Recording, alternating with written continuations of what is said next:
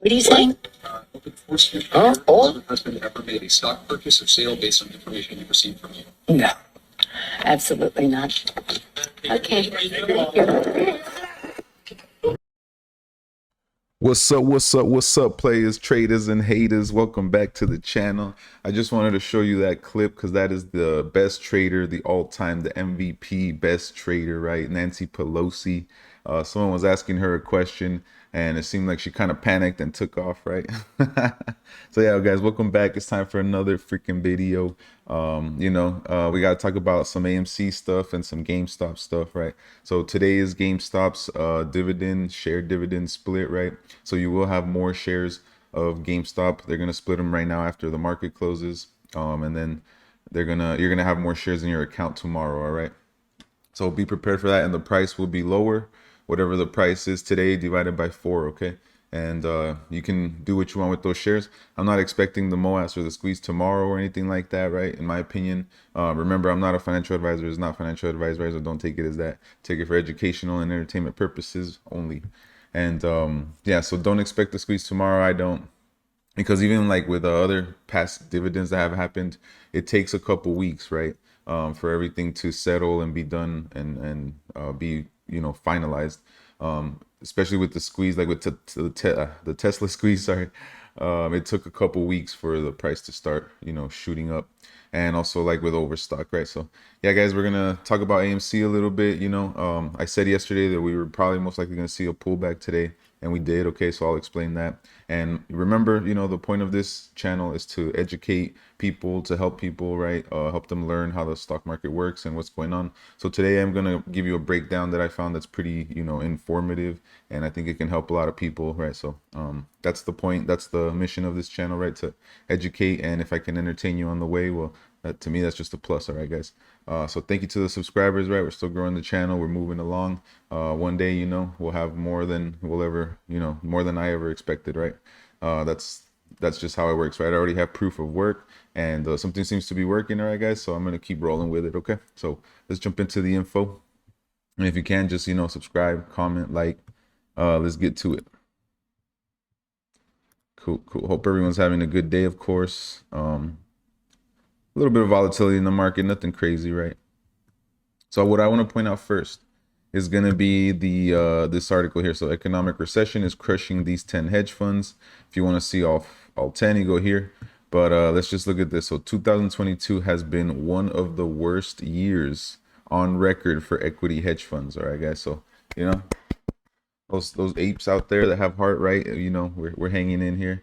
And a lot of this, not all of it, but a lot of this has to do with AMC and GameStop, and then just the inflation and the downturn in the economy that's also adding, right? So it's not just it's not just one party that's losing. A lot of these hedge funds have lost a lot of dollars. If you guys remember, look, this is number 10, Melvin Capital. Remember this guy? Yeah, he's out of business now, right? So yeah, the list will go on, but that's not the point of this video today. So we're gonna move on to this information. All right, I believe this is key information that everybody should pay attention to. So free and fair market does not exist. Supply and demand doesn't exist. Wholesalers and order flow are strangling the entire U.S. financial system, right? So I found this post on Reddit. Retail isn't moving the stock or any stock on the matter, nor for the lack of trying, as well as we are buying every single day and in unprecedented numbers that should send this stock into the stratosphere. In any definitive measure, the sole truth is order flow, bona fide wholesaler exemptions for the sake of market liquidity, and malicious short selling is what dictate price discovery. Remember this guy? He was saying that if there's only 200 shares left, but they get an order for 1,000 shares, they're still going to fill the order at 1,000 shares, and they'll figure out where to find the shares later, right? So that's just a kind of a quick summary. Price discovery, this is what a lot of people I think don't understand, is how the market should work, is price discovery, right? By its literal definition is the process of obtaining the intrinsic value of something. In regards to in the securities market, in the purest of layman's terms, it's the share price. So how do you obtain the intrinsic value of something? In this case, a security. Well, if you go by the Bloomberg and other outlets, the two big key indicators are reality and observation. Reality is fundamentals, which is what the company does and how it performs. Observation is the constraints of their fundamentals. under outside influence, which is like what happened with GameStop, right? So a bunch of retail started buying the stock up, which shot it up because there was an outside influence. Think market performance, sector news, prospects, competitors, just information flow in general that might influence affect fundamentals, right? So in short selling, in regards to AMC, in our case, malicious short selling is the practice of short selling with intention to incur financial hardship upon the target of the short sale, regardless of fundamental thesis.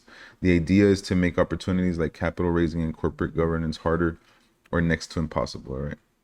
You guys already know about PFOF. You guys should already know about alternate trading systems. All right, just kind of a breakdown. So you send your order here to Robinhood, say, and then they send it to Citadel. They send it to an alternate exchange, right? And then they send it back, but they don't send it to the lit markets, right? It's just all like kind of like going from warehouse to Citadel, right? For example. So we don't have to spend too much time on this part. I mean, it kind of breaks down the systems there. The more important info I'm gonna give you is down below. So meanwhile, a short seller outlined above who is maliciously hammering the stock will see their orders go to direct market for immediate impact upon price action, right? So they send it to the lit market so that the sell orders so that the price goes down, its immediate effect, and then they're sending the buy orders through the dark pools, right? And even more glaring when you consider that the wholesaler and the hedge fund may be conspiring together, like for example in the case of Citadel, whom both a wholesaler and a hedge fund, and because they're both a wholesaler and a hedge fund, and whose hedge fund component is actively short on this. All right, so that's kind of weird how they have that power, right?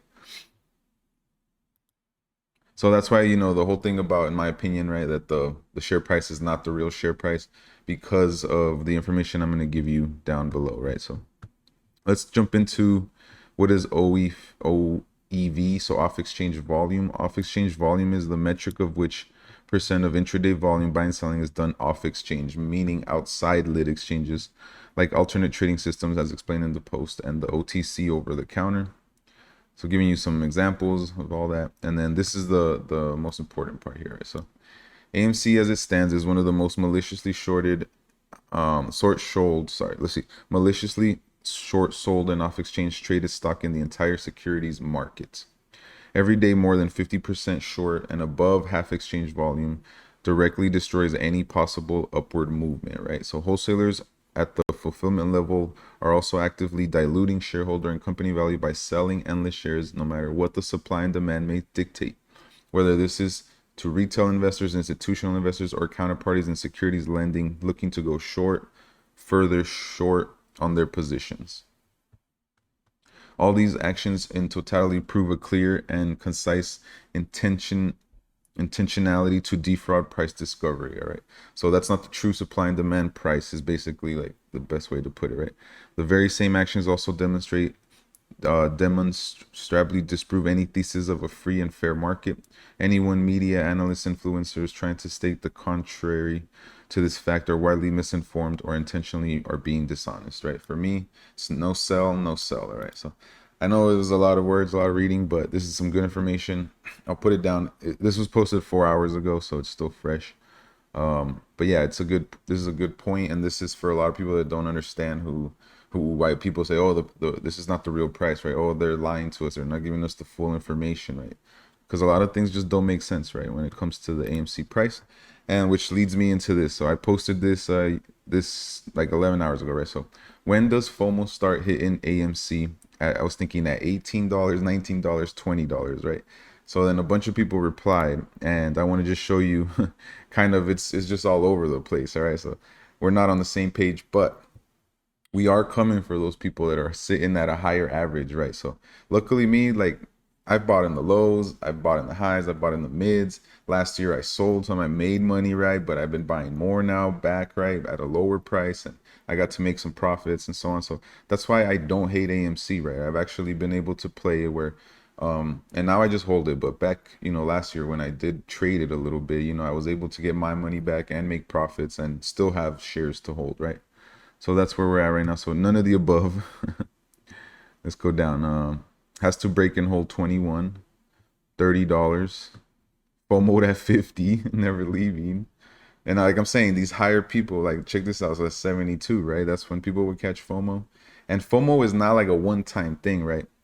Right here, 30, at least where I started adding more back then. Stupid me. Now my average is like 28. Averaging up is easy, but down, right? Shouldn't have blown everything then, but hey, I've been holding for almost 2 years and I can hold another 20 and then I'm retiring anyway. So I told them I'm holding with them, right?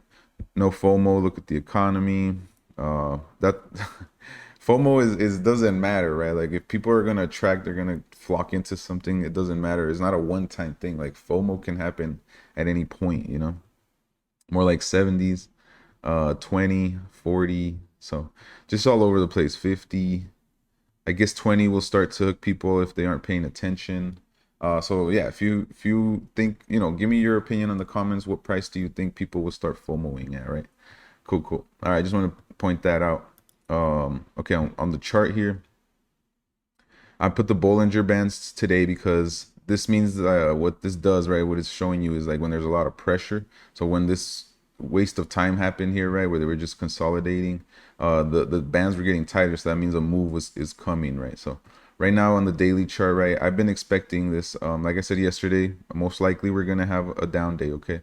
And because we were already, you know, rolling pretty hot and the RSI needed to cool off a little bit. So I can see it just coming down, but we need to bounce. So this bounce right here off this line would be crucial, right? In order to get that momentum to start moving up.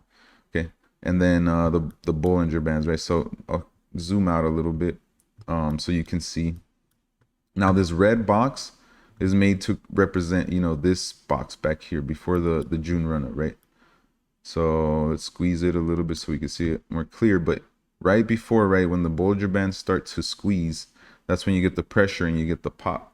So right here, what I would expect next, right, I think we're right about here, right, as we're riding up. Because the pattern, in my opinion, is extended over here because of how big this triangle is, right? So you zoom in and the Bollinger Bands were tight. We're getting that move up. So if we can get that move, that bounce all the way up to here, right? So it would be around the 19, 20, 21, and then just cool off and ride this line before, you know, taking off. That's what I could see happening, right?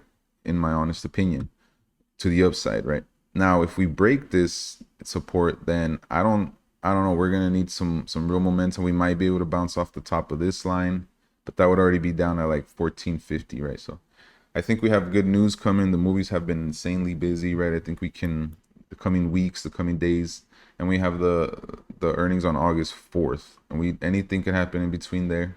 But I could definitely see us like maybe, you know, bouncing off of here, getting rejected here, coming back down, and then taking off around earnings time. Okay, that's, you know, that's all I'm really looking for right now. Everything else is looking bullish, right? The MACD, the RSI is fine. It needs to cool off a little bit because it's already at the top of the range, right? So that's all I'm really looking forward to right now. So tomorrow we'll have to see. I think since today was kind of a red day, I think tomorrow we'll have a green day, right? We'll have to wait and see. So let's look here. 500,000 shares available at 7.8%. That's what they're reporting. 38,000 calls in the money, and it probably evened out a little bit. So 38,000 versus 12,000. Yeah, so this was way lower yesterday. So they got some, you know, they sold more shares to bring the price down. So they didn't want it to crack. It did get a high of like 1820 today, but I think we closed right around, oh, right here, 1699. See, so we still have one more day, guys. The SPY, you know, looking all right. These are the past levels that it broke in the past, right, in order to get down here, and it finally found support here, and it's taking off. So I could expect it to try to fill this gap. That's what I'm saying. Tomorrow could be a green day because it could continue to fill this gap, all right, and it still has room. It's going to probably go test this range. So I would just be looking for like 400 tomorrow, that area, at least to break it. And then the next coming week until Tuesday, right? Because I think Wednesday we get that CPI information. It might just start to come back down because the economy is not fixed yet, guys. Like this is just a little run, all right? So let's move on to let's talk about GameStop. So this is actually the Amazon chart, but what I want to point out here is that you know, the chart for GameStop is going to stay the same. They just did a stock split, so I wanted to see what happened to the chart, right? So once they do the stock split, it just adjusts the pricing, but the pattern and the trading like pattern stays the same. So when I went to look at GameStop, it's in the same part here. What I like about GameStop, right? It's already out of this massive triangle, and it was consolidating, and now it's moving up with the Bollinger Bands, right? So when it starts to crack these, that means that do you see how they're expanding here? That means that you should expect an upside move because it's above this line, it's cracking through. That means there's momentum to the upside, all right? So we'll have to wait and see the market close. We'll see if the shares pop up in our accounts right now or a little bit later. And then tomorrow the price will be dropped, right, to the split price. They had a 25,000 shares, 31% with 9,000 calls in the money. And these creeped up a little bit too yesterday. They were like only a couple hundred. So they were really trying to keep that price down today, right, for GameStop. All right, guys, and just one little piece of information. How long did the GameStop squeeze last? So GameStop, or how long did it take GameStop to squeeze? GameStop is an American video game and a gaming merchandise retailer, the shares of which closed at under $20 per share on January 12, 2021. In around 10 trading days, right, 10 trading days, a series of short squeezes occurred, making the stock price jump over 15 times, eventually resulting in the stock price as high as $500. So almost 2 weeks, right? So keep that in mind for the AMC squeeze, guys. It's not going to last forever. And then our short squeeze is rare. Short squeezes are somewhat rare. In order for a short squeeze to occur, there must be a large number of short sellers that together hold a significant number of shares shorts, with which both GameStop and AMC, there's a lot of short sellers that are stuck in there, right? And so until they cover, that's what's going to make the price skyrocket, right? And just coming back to the last thing I want to talk about is today, you know, we saw Benzinga actually report AMC with a short interest of 29%, right? That has never ever been that high. We've never seen that high of a number. And then, you know, I think Ortex is reporting like 18, 19%. All right, guys. So there you go. Do what you want with that information. Another glitch or whatever, right? But you know, I wish Benzinga would comment on this. I wish they would give us more information or the source or whatever, but I'll show you some pictures here right now, right before we go. So yeah, that's today's information, guys. That's today's video. Don't forget to hit that like, subscribe, guys, and I'll catch you. We'll see what happens tomorrow. All right, peace.